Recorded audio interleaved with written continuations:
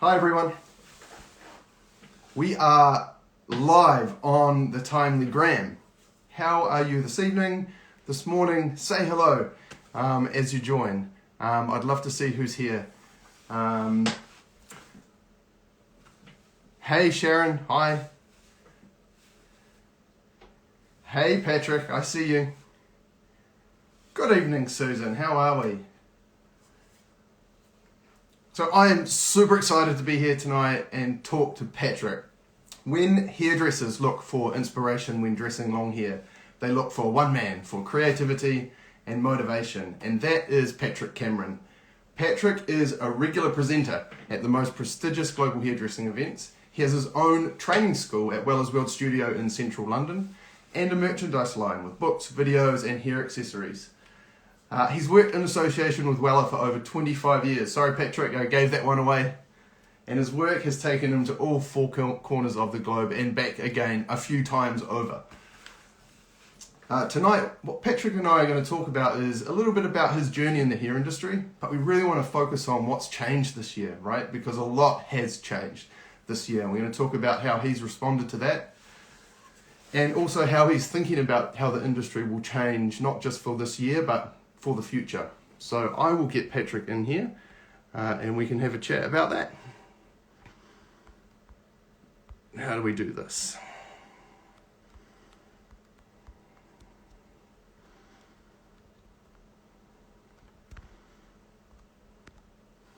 I think I'm doing it.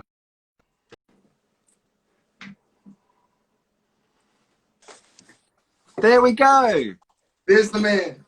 Good morning. Good morning. How are you? How are you? Good morning to you. I'm very good. I always get a little bit stressed because, you know, when we're doing these sorts of things, I'm so used to Zoom, Facebook, and all different sorts of things. And then when the interface changes slightly, I get a little bit sort of, oh, is it going to work, you know?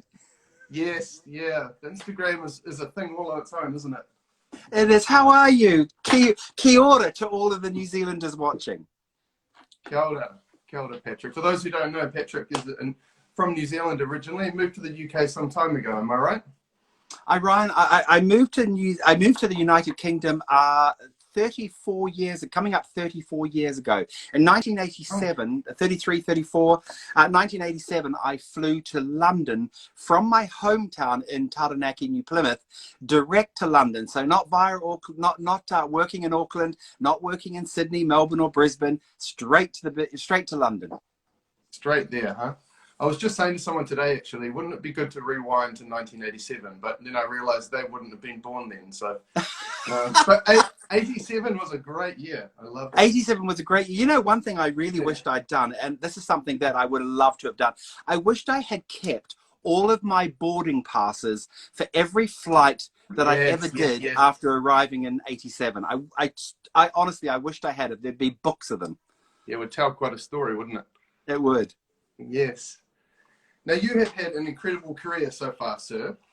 And I'm going to start by asking you, what does your career mean for you? What does being part of this industry mean to you, Patrick? Oh, it means everything. What it first of all did, it gave me confidence. I was a low achiever at school. I mean, I was the typical student, very social, very good at all sorts of things, but really good at nothing. And I left school with no qualifications whatsoever. And I think what happened for me when I started looking at hairdressing, what excited me more than anything, because I knew nothing about hairdressing, what excited me was the concept of having a trade. Having a trade to me, even way back then, when I was very young, was something that was quite palpable for me. It felt like I could achieve something for myself. Yes, that makes a lot of sense. And any highlights for you in that career? Oh, Ryan, where do I even start? It's always a mean question, isn't it? That's a very mean question. I mean, I could take you from the night train from Moscow to St. Petersburg, going on the Kremlin stage with machine gun guards behind me with Mrs. Putin in the audience. Honestly, there are so many highlights. I have had I cannot even begin to tell you the most blessed life, from doing shows in Mauritius and Guadeloupe, from getting on private jets and flying off to do events with models on the plane, from working in some of the most prestigious shows like Mondial Coiffeur Beauty, which is, I had an audience of over 6,000 1,000 people, to the Düsseldorf top here, where my audience numbers range between the numbers of 5,000 and 6,000. I've had standing ovations in New York, I've had standing ovations all over the world. I love it. And I honestly, I can't even begin to tell you how proud I am of that. But also, I'm a proud Kiwi, you know, and I never forget my roots. And I'm hailed very much as a British hairdresser, of course, but I'm very proud. And I've hosted some of the biggest shows in the world now, and so that's where I actually go up and host it. And so it's always fun to acknowledge New Zealand, my home country, and do a shout out wherever I can.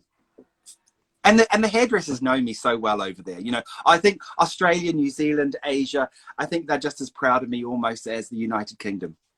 Of course we are. And it's no surprise to me that you've had all of those opportunities. One of my pleasures in my role in talking to folks like you is when you talk to people who are absolutely world class at what they do, and you hear the stories about what their careers involve when they find both, you know, that intersection between their passion but something they're exceptionally good at. It's always exciting to hear those stories. So, you know, you've built a reputation of being the go-to for dressing long hair. Tell me That's right. When did that start, and what does that mean for you? Well, you know, right, what happens is life throws you opportunities. And one of the key things is you have to learn to see those opportunities when they happen. Now, I always had a passion for long hair. It's something that I did. And it's something that I did just as a matter of course. It was incredibly natural for me to be able to dress hair. And I loved cutting. I loved coloring. I was passionate about that. I had a clientele that I'd be booked months and months ahead when I was in London, and also when I was in Taranaki, New Plymouth. I used to be incredibly busy. And so I loved that side. But I remember doing a big show. I was at the Close Show Live. Now, the Close Show Live was a huge event at the Birmingham NEC, and right. I had an audience of about 5,000 or 6,000 people, and they weren't hairdressers. So I decided to do long hair for this, because doing a haircut or a color to non-hairdressers, this was a big commercial event that was happening. It was televised as well. And I thought, you know, I'll do long hair. I think that'd be a really nice idea. So I did my long hair. And after the show, and the audience went crazy and wild, and after I did the show, someone who I respected hugely in the industry said to me, honestly, this is true. He said, Patrick, I was watching you, and I have never seen anybody do that with long hair. That's your gift. That's what you should do. And, you know, from that point onwards, I started thinking about that. And at that time, way back, I mean, we're going back into the late 80s, early 90s, no one apart from probably Alexandre de Paris in France was doing long hair. And I was one of the very few people to do it. And then I started looking at the way Sassoon taught. And I love Sassoon. I've done huge amounts of work with Sassoon over the years. And I love that step-by-step element, you know, that they put into everything. So I remember I had my very first big show. You'll love this. I had my very first big show at the World Hairdressing Congress in Earl's Court in London for 2,500 people. It was a 2-day event. I was a no one. Yes. And I was working as an artist. Yeah, a boy from the Naki. No one from Taranaki. Yep. From Taranaki. And and I was asked to do this show because I was the art director of this company. And I went out on stage, and this is so hilarious. So I was the second to last act on the second day. So you could imagine the audience were exhausted, they were tired, they'd watched everything from woe to go. And I thought, you know what, this is my time, and I'm going to do long hair. I came out onto stage. You'll love this, right? So imagine 2,500 people, sleepy, tired. I come out on stage. The music I chose, which was hilarious, was ABBA's Dancing Queen. I came out onto stage twirling around, laughing, talking, and doing long hair. Then I had the models come out and do a parade. And at the end, when I came out to take my final bow, 2,500 people gave me my very first standing ovation. Wow. And I realized then I was on to something very, very special. Needless to say, the following year, I was a headliner. Yes, that is a fantastic story. And that's right back in, I think, about 1989. Yes. Sounds like by the second day and the second last act, they were waiting for something half decent to come along to wait and there you were. But also too, I think the thing was, and I think the other thing, is that so traditionally, and I'm sure I don't know whether you've been to many hair shows, but traditionally, and many of your viewers will remember this, there was never any talking. It was always to music. So it was always music. People would work, the camera work would show the work, and then the models would come out.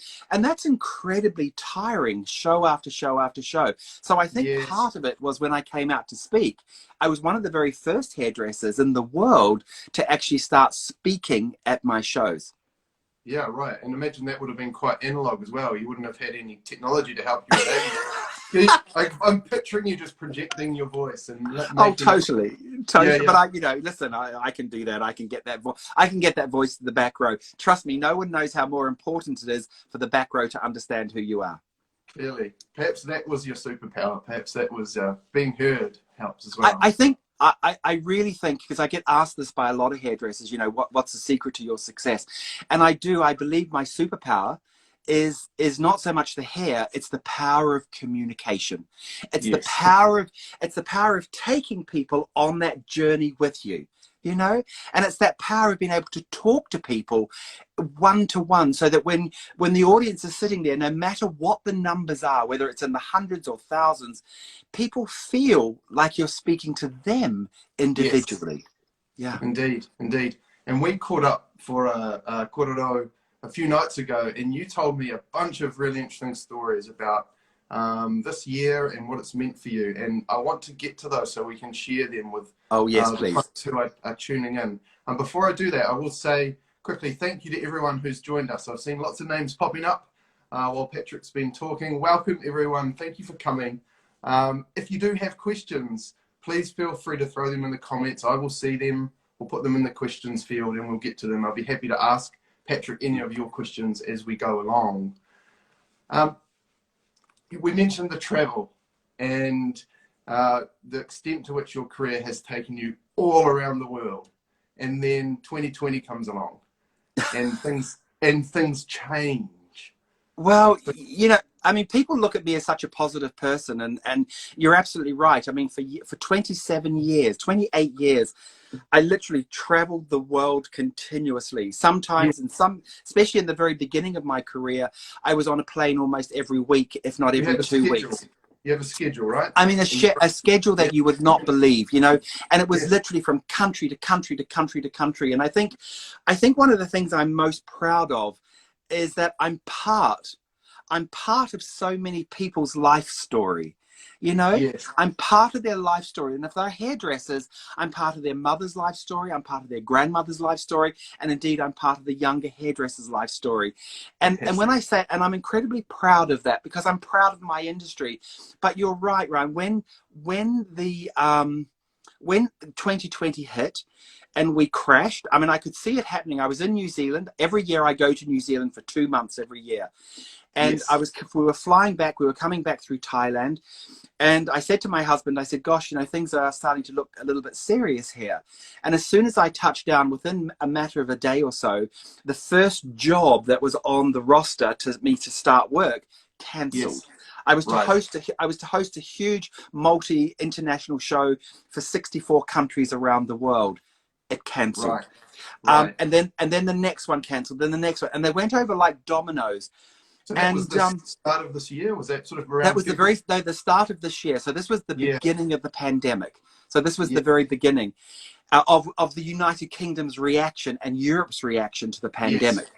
And then I started sort of, like all of us, my wheels fell off, and it was hard. We were all in shock. Everybody was in shock.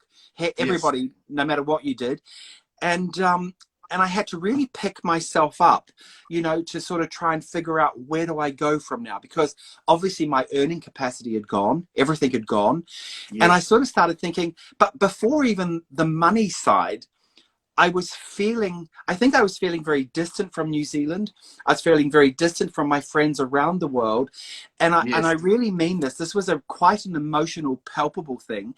I had to reach out.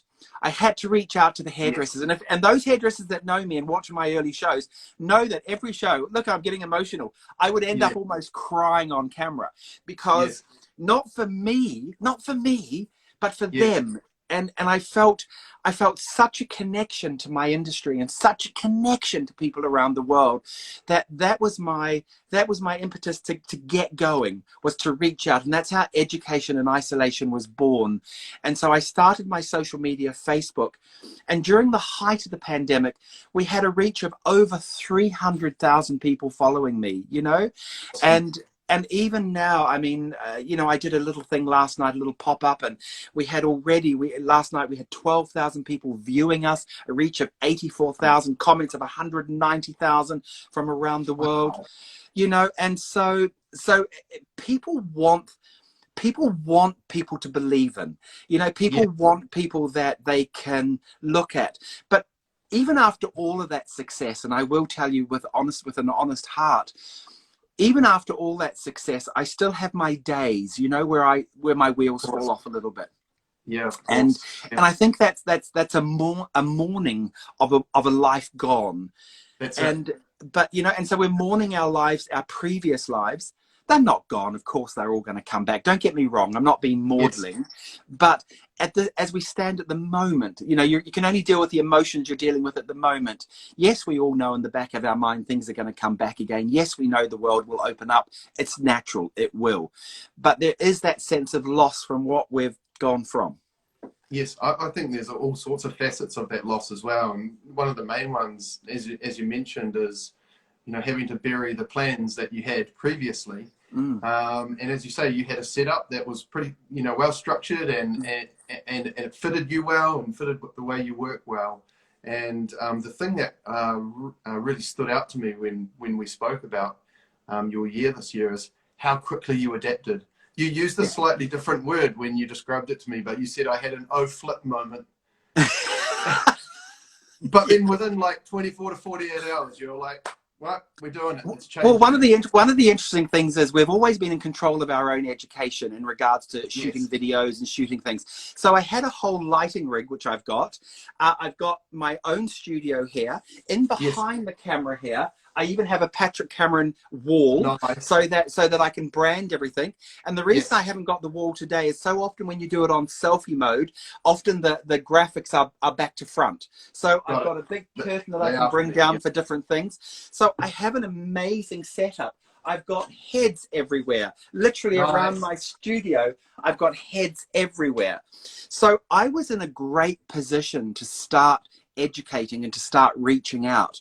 And I literally reformulated the studio. I took loads of stuff out, bought loads of stuff in, and literally I started thinking, right, this is how we're going to go. Program number one, and away we went. Very quickly. It running in a couple of weeks, right? It was mid-March, sort of March 20th. Mid-March, if not a little bit earlier than that. Yes. And so for those of you who haven't seen it, give us the gist of what the program looks like at the moment. Okay, so at the moment we've got Education in Isolation, and interestingly, that title, I might tell you just very quickly, is the title was actually born probably a month or so before the pandemic, before we even knew of the pandemic. And the reason I came up with Education in Isolation was because more and more of our industry is going freelance. More and more of our industry are starting to solo work. So with solo working comes isolation. And creativity is harder to maintain when you're in isolation. So Education in Isolation was born out of the change in our industry. And then, of course, when the pandemic hit, it was a perfect fit for me to be able to reach out with that. So every Monday morning at 10:30 UK time, I go live. And on that live show, I'll give you a beautiful head of hair step by step. And we'll talk about the week, and we'll talk about things. We'll have a laugh. It's a lot of fun. It's about 45 minutes of your life, but really, and we also leave it up for 24 hours so that you can view it over a 24-hour spectrum, because of course, internationally, people want to do that now. And so it's a really fun way. And then on a Tuesday, I do a little pop-up where I talk about my merchandise and what I'm doing. And I do more hair, just a little bit. And then on Wednesday night, which is tonight, and a lot of your viewers may really enjoy this, I do a conversation with Patrick, with me. And the conversation, I've had people like Beverly Cabela, Jordana Cabela, we've had Andrew Collins, we've got more hairdressers lined up, we've had other hairdressers as well, famous hairdressers over here in the United Kingdom, and I interview them about their lives. But this week, because I've had so many requests for questions on me, it's actually a conversation with me tonight. So for anybody that's wanting to find out a little bit more about me tonight, please do tune in. And that will be available all the time, because once we do it, it's up the whole time. Yeah, absolutely. So we're busy. Yeah, you certainly are. And, you know, I love that you launched the conversation. You know, it complements the education so well, doesn't it? You know, you have sort of it does, because it's not about hair, it's about the hairdressers. Connections, right? It's a connection. And what I'm always trying to do is I'm always trying to inspire the listener. You know, it's not about, one of the key things, and I think hopefully, I hope it always comes across, it's not about me. It's about you. It's always about you. And so whenever I'm doing my education in isolation, it's about the hairdressers watching. My conversation with, it's about the hairdressers watching. And if I'm trying to sell something, it's because I believe in the product and I believe it would help them, and it would really enhance their long hair experiences as well. Plus, of course, the other thing, and I must mention, we do have an Access All Area Club. So we have a special Patrick Cameron Club that people can go on, and it's $9.95 a month in pounds, $9.95, and it gives them access to over 250 step-by-step hairstyles. It's unbelievable, and every single week we update it with one more hairstyle. So it's a real living, breathing thing. And if I can tell you, I've got a really exciting launch coming up in November, and no one knows this. You're the first person I'm going to tell. I have done, and the hairdressers out there, I hope you're going to like this. I have done the most beautiful tribute. There are 15 hairstyles, 15 videos of old Hollywood.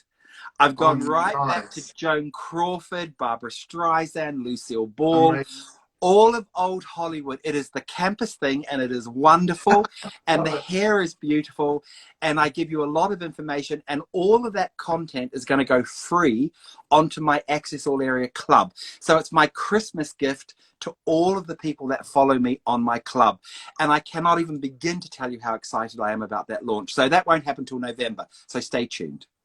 Have you seen some trends changing this year around people trying things like that? Or, you know, it's been a strange year, hasn't it, right? It has been a strange year. I think I think the trends at the moment are very, very liquid. I think for a lot of people, it's about, first of all, trying to maintain what they've had. A lot of people are using this as a really interesting new jump for color stories. So when they've grown out their hair during the pandemic, a lot of people, we're seeing this over here, are either embracing the gray, or they may have been one color, and since they've had so much regrowth, they've gone into a whole new color system. So we've seen a lot of emphasis on color work. As far as the cutting goes, I mean, we've been seeing beautiful fronts, like fringes, again, kicky hair that has freedom in it. But hair, most importantly, that should there be another lockdown, it can still be maintained. So people are sitting on that spectrum of going, if I don't overcommit and I have something a little bit more neutral, it'll take me through the second lockdown. Yeah, that makes sense. We have a question in from Ruby. Yeah. How does it feel not attending Salon International for the first time ever? Ruby, what an amazing question. Do you know, Ruby, this year would have been my 30th anniversary of Salon International. Oh. 30 years. I'm pretty gutted, I might say, about it. That's an English term, Ruby. If you're in New Zealand, we'd say gutted. Means we're pretty put out by it. But I understand. And believe it or not, Ruby, we actually had a 2021 collection already. It's stunning, but we put it all on hold because really our 2020 collection hasn't even been shown anywhere in the world. So we're about a year out now. But yeah, I was very disappointed. Disappointed not meeting people and not catching up. It's a great time to connect with people.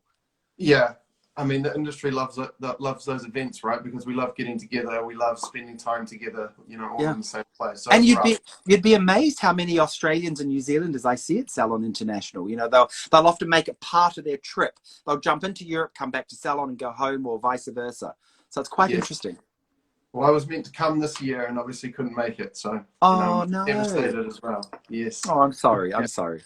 Yes, I was, yeah, like you, I was preparing for a series of trips, and I think it was I was meant to fly out on the Sunday to kick it off, and it was the Friday when things started getting cancelled. Mm, mm. And I was prepared to wait right up until the Sunday and decide whether or not we Well, went. well, But to be honest with you, I mean, they took quite a while to cancel it yes, because there was all sorts of government directives. I had a big show in Greece as well that was cancelled just after. yes, Well, actually, just before I was supposed to fly to Greece to do it, and Greece was doing very well with the pandemic. But of course, what ended up happening was the government then limited the numbers that could come and view you. yes. So all of a sudden, we went from sort of like a couple of hundred down to about 50, then down to about 20, and that just, of course, it just didn't become viable, financially viable for the people to be able to do it. That's right. And I really felt for the organisers of those events because Huge, I because a think lot of what them they weren't insured. yeah, so all the time and effort organising, but also, you know, I think a lot of them wanted to come out quicker with a decision around, you know, closing or cancelling the event one way or another. People need to know. And People need to know, and yeah, sadly, and I'm certainly not going to go into this, but sadly, our government hasn't been quite as transparent as the New Zealand government. So, but enough said there. We won't that's get right. political. We have another question here from Antonio. I feel it's hard to promote upstyling these days. What do you think, Patrick? I don't think so, really, because I think at the end of the day, it's about confidence, isn't it? And you've got to remember too, it's not about offering, I want to give you a red carpet style today. It may be something as simple as a beautiful braid in the front of the hair, a beautiful braid on the side of the hair, something quick, a service you can add in quickly to what you're already doing. So long hair can be a mixture, a myriad of many, many things. It doesn't have to be just about putting all the hair up. So, you know, I think for a lot of people, it's confidence in offering that to their clients. And again, as I say, we're sitting in a very unusual position at the moment because even weddings are being curtailed. You know, we're not seeing as many weddings and things. And so brides are having a much more low-key event. So I probably agree it's a little bit harder to offer that service out there, but I just keep your hands in there and just offer little bits and pieces as you go. Absolutely. And speaking of beautiful braids, and you mentioned your collections, I was on your website today looking through some of your collections. Your work, sir, is incredible. Thank you. Now, is your website also the best place for people to go and get involved with education and isolation? And absolutely. So my Facebook, Patrick Cameron Hair, is where you can go. Also Instagram, Patrick Cameron Hair. We do a simultaneous broadcast on a Monday. And also, for a lot of the viewers out there, please hook into my webinars. I have amazing webinars. My next webinar is on the 5th of October, and it's a braiding webinar. We've done bridal, we've done red carpet, we've done vintage, we've done lots of different things. And next year, we'll do a lot more again. But the feedback that we're getting from the webinars is really interesting because, and I know you want to talk about education, so this will be a perfect lead into that. What we're getting for our webinars now is we're getting the most incredible feedback. People are saying it feels personal, people are saying it feels intimate, and people are saying thank you for the fact that they can use each of these styles that I'm teaching them because each one's designed to make money for the viewer watching. Yes. Yeah. Now, what strikes me about that is how successful you've made your education events virtually this year in a very short space of time. Mm. And, you know, I think a lot of us are thinking about when things return to normal, but they're not going to return to normal, are they? Like the world has changed now. A lot of the change that was coming probably for the next 3 to 5 years has just been accelerated, right? It's been like squashed down. It has been squashed. It's been squashed literally into this year.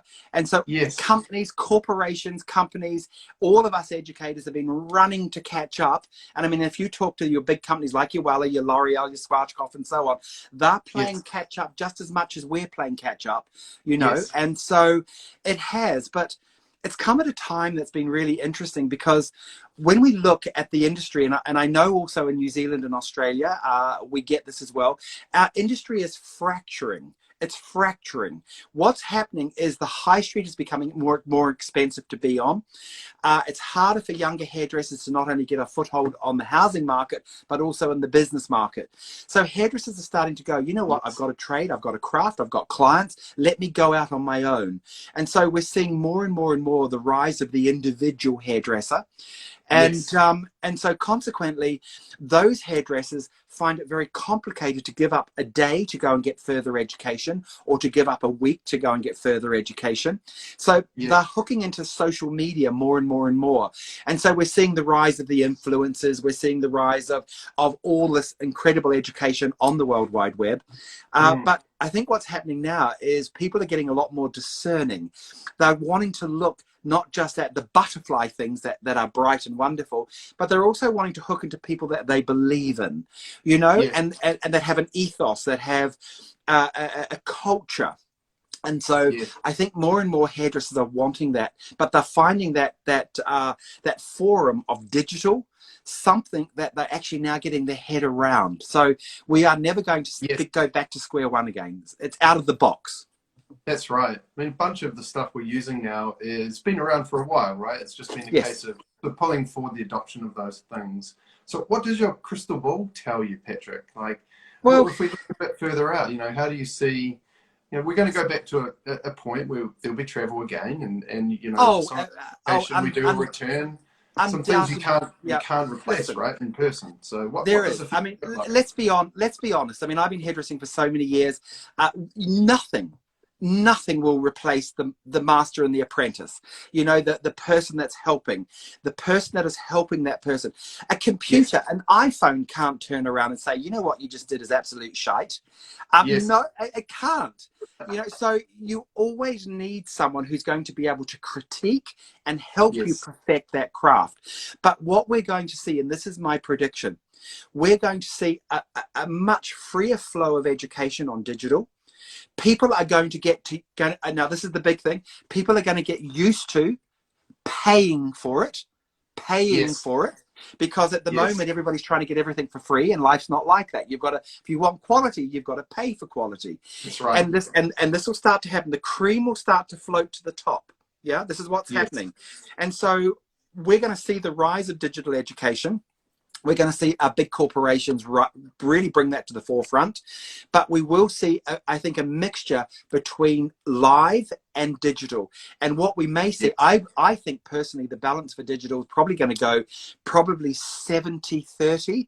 70% digital, 30% hands-on. Remember, we've still got our amazing colleges that are doing an incredible job. So they are also the forefront of getting our young hairdressers out there. So, and also to product manufacturers are still going to bring people out and around and about to promote their products and promote education. So to those of you out there that think it will all return to normal, I have my doubts, but I think we can do a marriage of both of these things together. Yeah, I think we can do a marriage. I agree with that. You know, I think a lot of the opportunity, it's not about anything really being replaced. You know, some things will be, but for the most part, a lot of it can be additive, and we're seeing that both in our industry with hair and beauty, but in a lot of other industries as well, where you might have had sort of the big annual live event, and then you can between that do either 6 monthly or a quarterly event, which is smaller, it's virtual. But you know the other thing that's incredible, I mean, you look at the communities in New Zealand and Australia and around, look at some of those communities that are so spread out. Even in my little place of Taranaki, we've got Hara, Eltham, Kaponga. We've got lots of tiny little towns and villages everywhere, which is again one of the reasons why I think New Zealand's done so well with the pandemic as well, because we don't have that huge interliving spaces where it's so densely populated. But we're going, I mean, Dunedin, Otago, Invercargill, these people now can get amazing education as if they were in London. And when you hook into one of my webinars, if you're in Invercargill, hooking into a Patrick Cameron webinar in London, oh my God, the experience is incredible. And especially if you message into me saying, hi, it's Bernadette from Invercargill, oh my God, I'd go crazy, you know, because this is what happens. And so education now is getting out to everyone around the world. It's just getting out there. And so what's next for you? What's next for you at the moment? You already gave us one big reveal on this interview, which I'm delighted by. That we got that on the Timely Instagram. I'm so You stoked. did get that on the time. Honestly, yeah. my team are going to go, Patrick, I can't believe you said that. But I thought it'd be nice. What's next for me? Well, next for me is still more of the same. I mean, obviously it takes a lot of production to get education in isolation. What I do, and this is something that I do, is when I'm doing the hairstyle for education in isolation that they'll see on a Monday at 10:30, what I do is during the week previously, I shoot that hairstyle in its entirety with educational content, with me talking about step by step by step. Then what happens is the hairstyle goes live on Monday, and I post on Monday or Tuesday onto my Access All Area Club the matching hairstyle, but in a complete educational content. So what I'm saying is that production takes quite a while to get up and running and so on. So that's a lot of, I'm busy with that. We're always looking at what are the new possibilities. We're always in negotiation with different countries of doing. I just did an event. You'll love this. I did an event on Sunday. I had over 845 people on my webinar. Wow. For Intercoiffeur Mondial. Intercoiffeur Mondial Global, mostly Germany. I speak a bit of German, which is hilarious. Mostly Germany, but also lots of other countries like Brazil, Cuba. We had Paris, obviously, and France. So we had a lot of countries, and that was a very big success.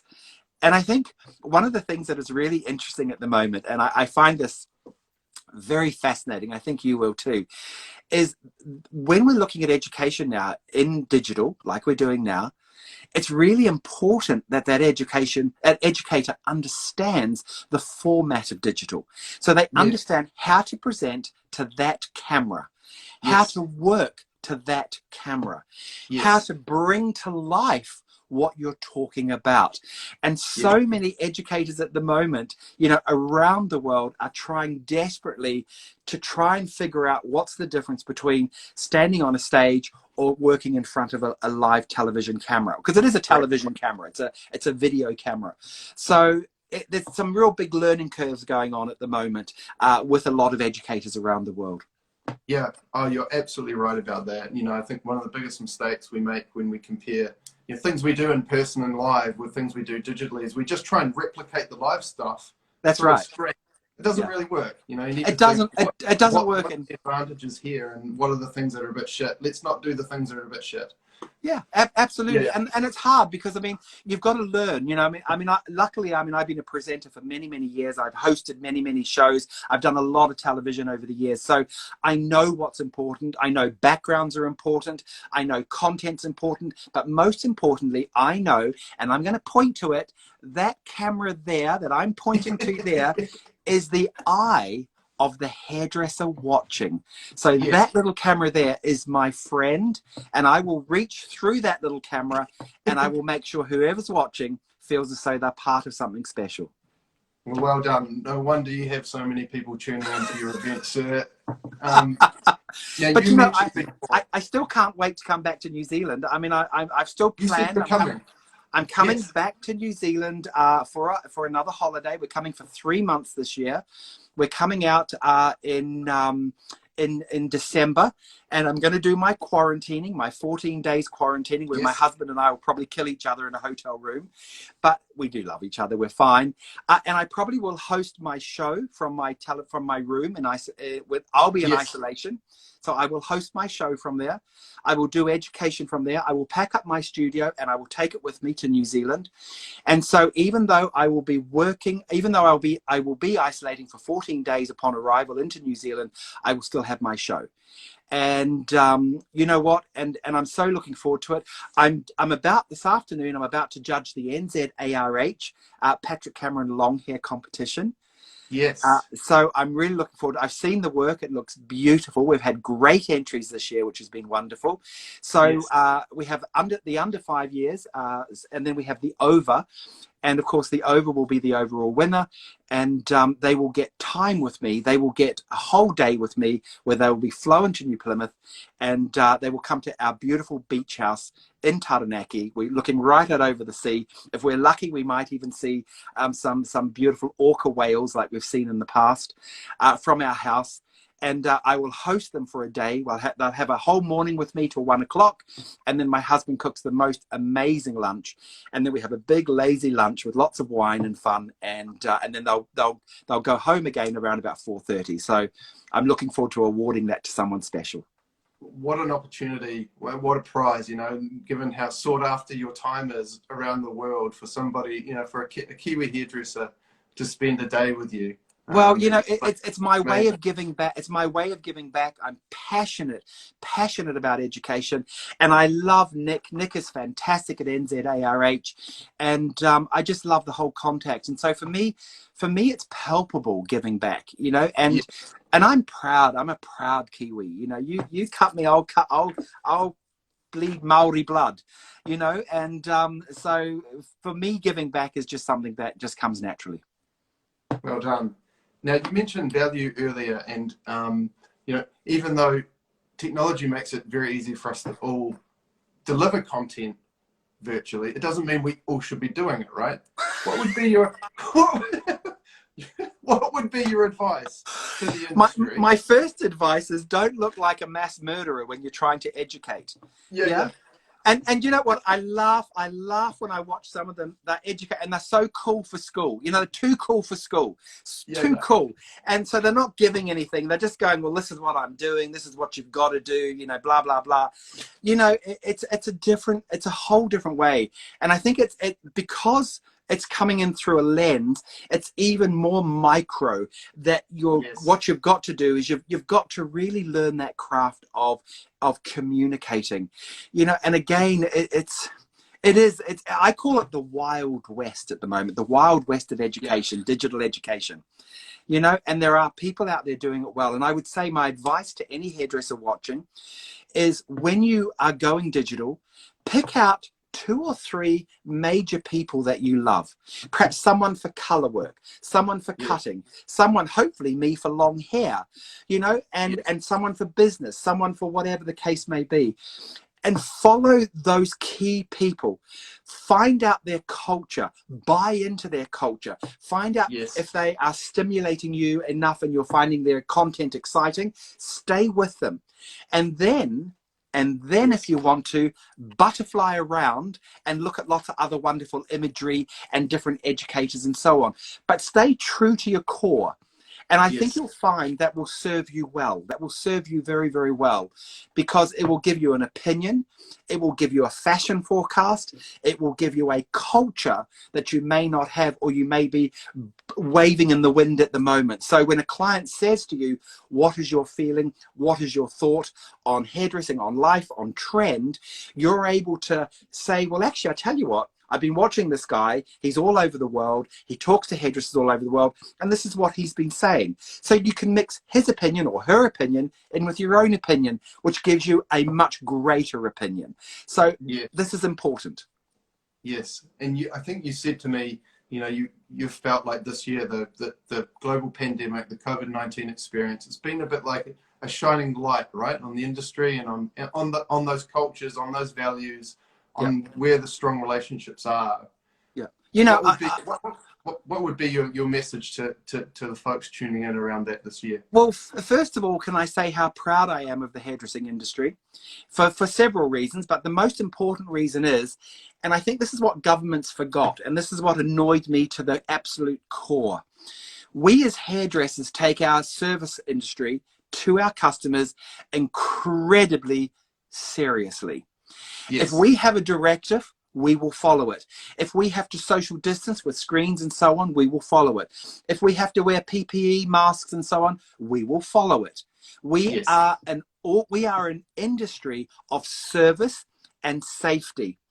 It And always annoyed have been. it annoyed the hell out of me that industries Yes. like clothing retail, restaurants, and so on could open long before hairdressing. And let's not forget beauty as well.